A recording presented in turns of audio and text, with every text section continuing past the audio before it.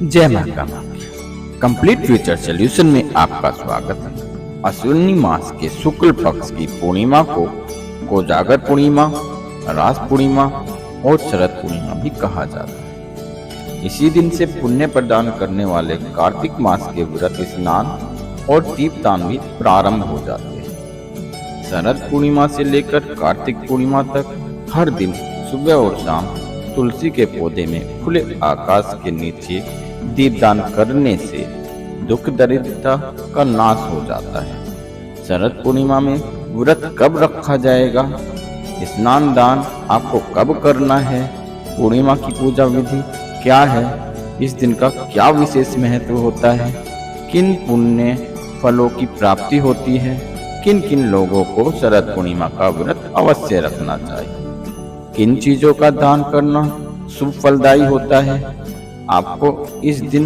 दीपदान करना है और कहाँ करना है, क्योंकि पूर्णिमा को जो उपवास है वो चंद्र देवता की पूजा करके ही पूर्ण होता है। तो रात को चंद्रोदय का समय क्या रहेगा, सबसे पहले तो जानिए कि शरद पूर्णिमा का महत्व क्या होता है। इस दिन कौन कौन से विशेष काम किए जाते हैं।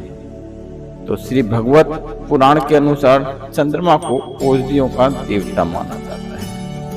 इस दिन चंद्रमा अपनी 16 कलाओं से पूर्ण होकर धरती पर अमृत की वर्षा करते हैं। और इस दिन चांदनी रात में दूध से बनी खीर का जो बर्तन है वो रात भर चंद्रमा की रोशनी में रखा जाता है। अगर रात भर ना रख सके तो कुछ घंटे या 1-2 घंटे भी रख सकते हैं। उसके बाद उसे प्रसाद के रूप में ग्रहण करने से व्यक्ति पूरे वर्ष निरोगी रहता है। उसका शरीर हष्टपुष्ट और कांतिमान हो जाता है। जिन लोगों का स्वास्थ्य अक्सर खराब रहता हो, जिनकी कुंडली में चंद्रमा अशुभ प्रभाव दिखा रहा हो, ऐसे लोगों को विशेष रूप से आज के दिन खीर का सेवन करना चाहिए। पूर्णिमा के दिन ज्यादा से ज्यादा दूध या दूध से बनी वस्तुओं का दान करना बहुत ही शुभ फल देने वाला होता है। और इस रात को हर व्यक्ति को कोशिश करनी चाहिए कि कम से कम आधा घंटा चंद्रमा की रोशनी में जरूर बैठे। कम से कम आधा घंटे आपको चांदनी की रोशनी में बैठकर किसी भी मंत्र का जाप करना चाहिए या चंद्रमा की ओर देखना चाहिए। ऐसा करने से आंखों की रोशनी भी बढ़ती है और आंखों से संबंधित जो भी रोग हैं वो भी दूर हो जाते हैं। आंखों की रोशनी बढ़ाने के लिए शरद पूर्णिमा की रात में चंद्रमा की ओर देखने के बाद सुई में धागा पिरोना चाहिए। ऐसा करने से भी आंखों की रोशनी बढ़ती है। इसलिए कहा जाता है कि जो शरद पूर्णिमा की रात है वो अमृत बरसाने के साथ साथ बहुत अच्छा स्वास्थ्य भी प्रदान करती है। इसलिए इस अवसर को हाथ से बिल्कुल भी नहीं जाने देना चाहिए।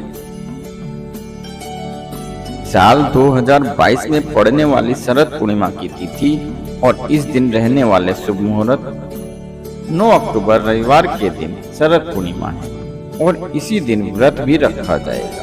पूर्णिमा की तिथि प्रारंभ होगी 9 अक्टूबर रविवार की सुबह 3:43, जिसकी समाप्ति होगी 10 अक्टूबर सोमवार तड़के 2:24। इसलिए इस बार पूर्णिमा का उपवास भी, स्नान आदि भी सब कुछ 9 अक्टूबर रविवार के दिन ही किया जाएगा।